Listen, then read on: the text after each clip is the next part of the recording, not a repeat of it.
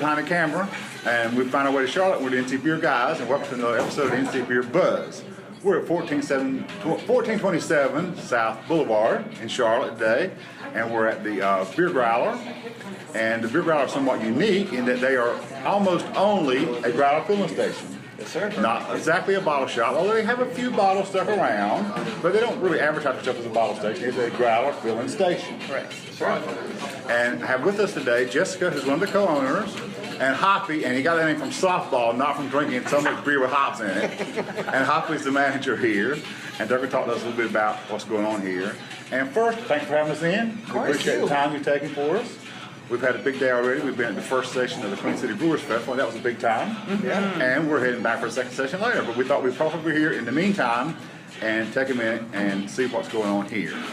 So we've been in a year and a piece now?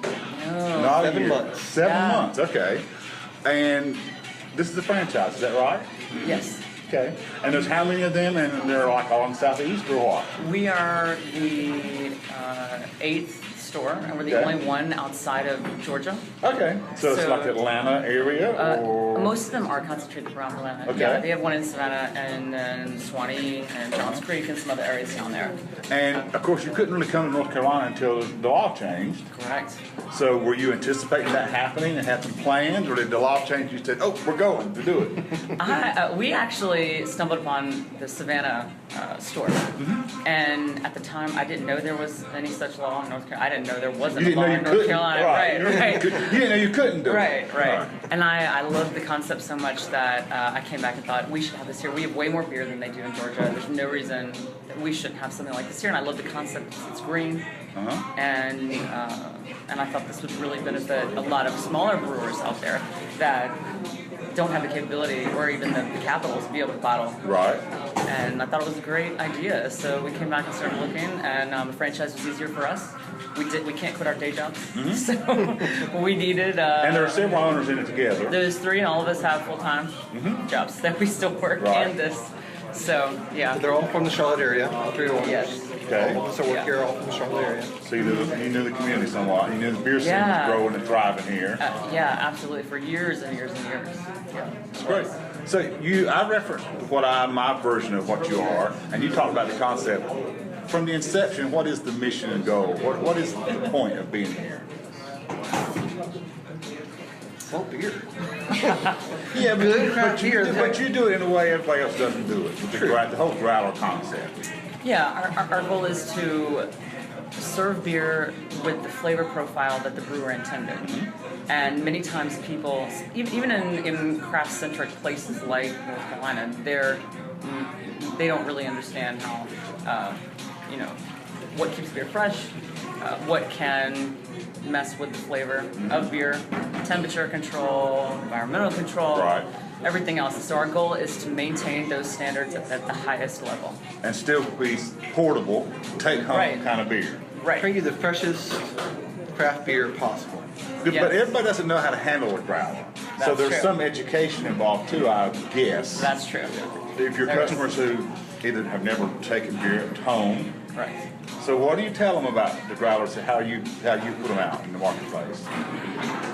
Whoa. Yeah, it's your turn, Hoppy. I know, right? Yeah.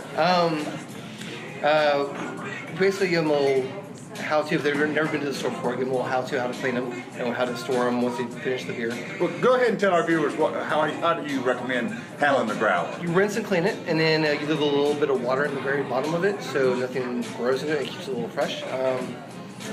Aside from that, growler will last before it's opened 3 to 4 weeks. Okay.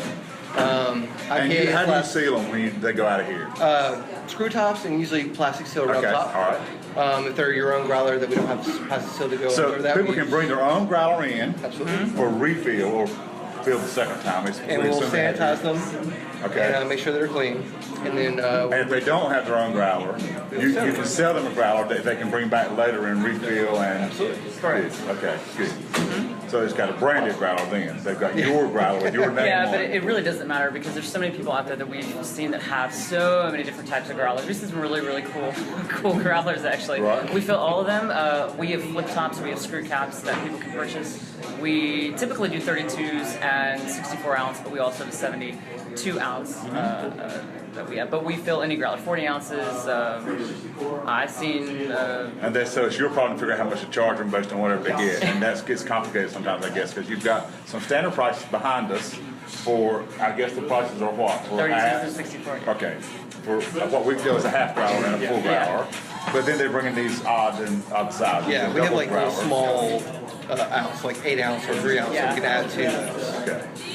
Right. And we see lots of tabs behind me. I didn't count them. How many do you try to keep on? 45. 45. We're going to be adding a few more because we're going to start selling cider with a North Carolina focus as well. Good. For that. So and we'll have like root beer and maybe like a cream soda on or something. But yeah. That's amazing. Yeah. And how do you decide what to put on?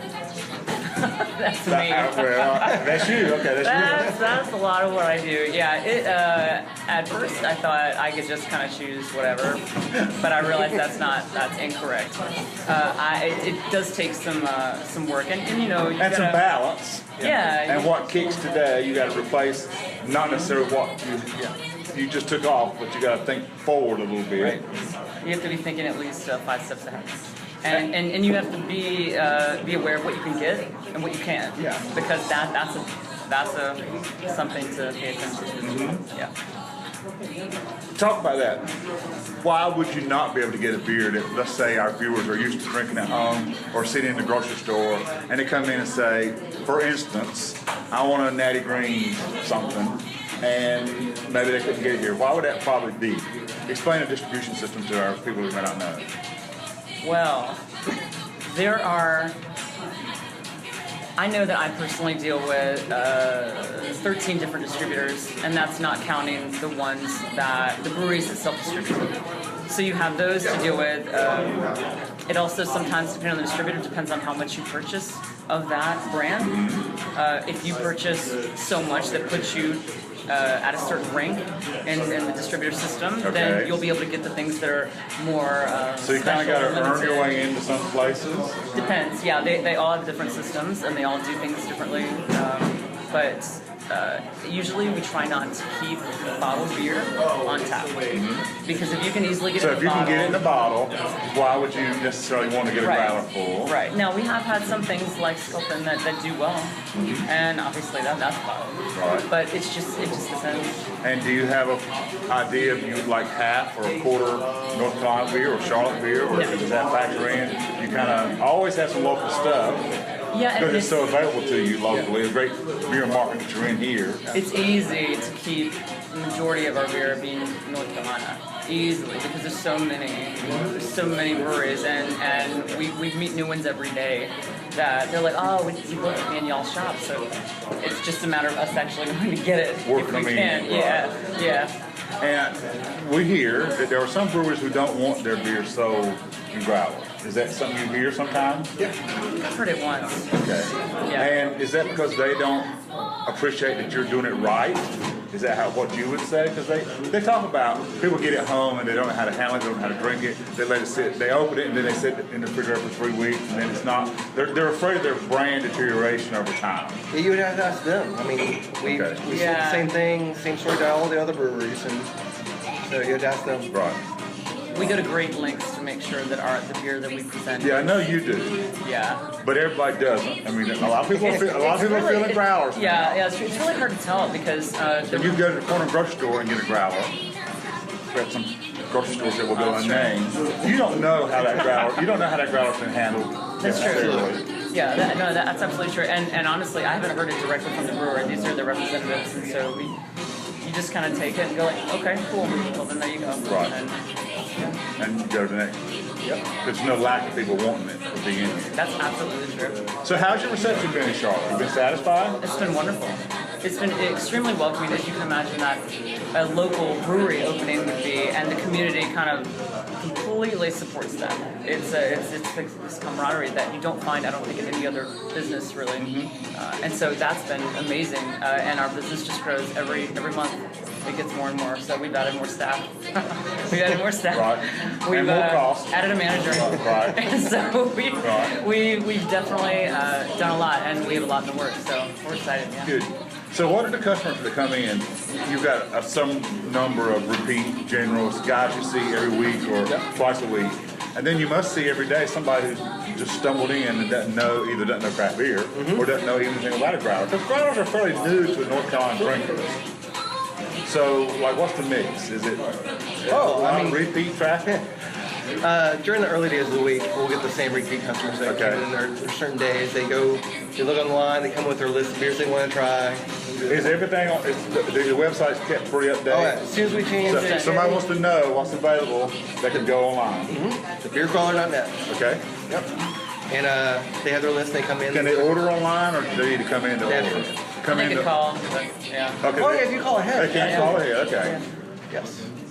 But go ahead about the customers. You have first of the week you have like your regulars. Yeah, absolutely. But every weekend you get people who stumble on. Actually, during the week too, we have the random walking by. Like we walk by for a couple of weeks and just want to stop in. So give them the same spiel, like let everybody else know. 45 beers on tap, growlers to go. We do flights. So. Now the tasting supplements the sales. Are people coming in to try beer they've not had and then they take it home? Or do they generally take out the same thing they knew they were going to take out when they came in the door and they just sit here and drink things that are different? 50-50. Okay. Some people get a flight of things they haven't had, but they know coming in that they're going home with something else. Yeah, but they'll try some other beers and see where it goes. Yeah, that's good. So our viewers will know, when are you open? Every day of the week, or 1 to 9, Monday through Thursday. Get a manager to know this. Right. 12 to 10 on Friday and Saturday, and then 12 to 6 on Sunday. Okay, good. Yep. And what else should our viewers know? What else would you want them to know and remember about the Beer Growler? We strive to have the best selection in town. We strive to support every local brewery we could possibly get. And if anyone has any suggestions, please let us know. We also strive to give everyone our most current menu, our offerings, immediately. That's great. Good. That is our goal. So if you have any suggestions, we could get better, let us know. Just call in and ask for Hoppy. Ask for Hoppy. You can't forget that name in a beer store. Hoppy will hook you up with a growler to go. Right. That's right. Thanks for having us in, guys. Absolutely. Find your way to South Blvd in Charlotte to the Growler. The Beer Growler. Till next time, this is David Glenn, NC Beer Guys, for another episode of NC Beer Buzz. Remind you to drink local and keep your beer dollars in North Carolina.